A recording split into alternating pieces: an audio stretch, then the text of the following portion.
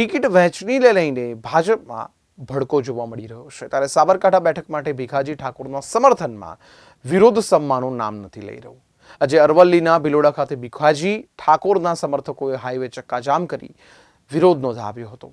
સાબરકાંઠા બેઠક ભાજપ માટે માથાના દુખાવા સમાન બની રહ્યો છે। ભાજપના કાર્યકર્તાઓમાં આયાતી ઉમેદવારને લઈ ઉકળતા ચરુ જેવો માહોલ સર્જાયો છે, ત્યારે ભીખાજી ઠાકોરના સમર્થનમાં ભારે વિરોધ યથાવત છે।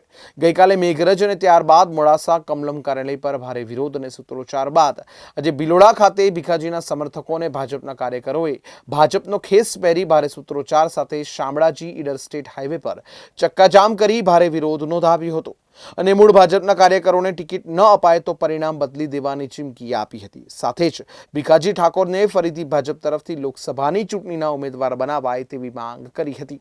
સાબરકાંઠા સંસદની જે ટિકિટ ભીખાજી ઠાકોરના નામની જાહેર કરી અને એ પછી ઓચિંતા ઠાકોર સમાજને અપમાનજનક આઘાત આપી અને બીજી પાર્ટીને કે જેના વોટ પણ 200-250 છે એવી વ્યક્તિને જો ટિકિટ આપવામાં આવતી હોય તો અમારા સાબરકાંઠા જિલ્લાના અરવલ્લી જિલ્લાથી ભિલોડા તાલુકાનો અમારો સખત વિરોધમાં છે અને અમે એ સમય આવે બતાવીશું કે કઈ રીતે મત લેવાય અને કઈ રીતે સમાજને હાથે રખાય।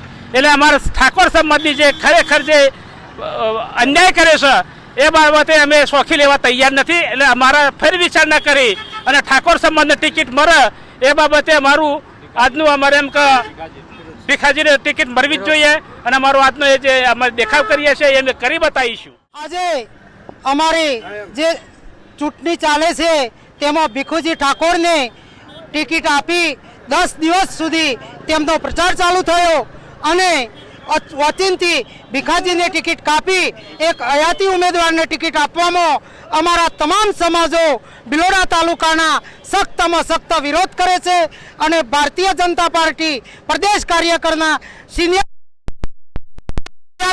નહીં તો પરિણામ ભોગવવા માટે તૈયાર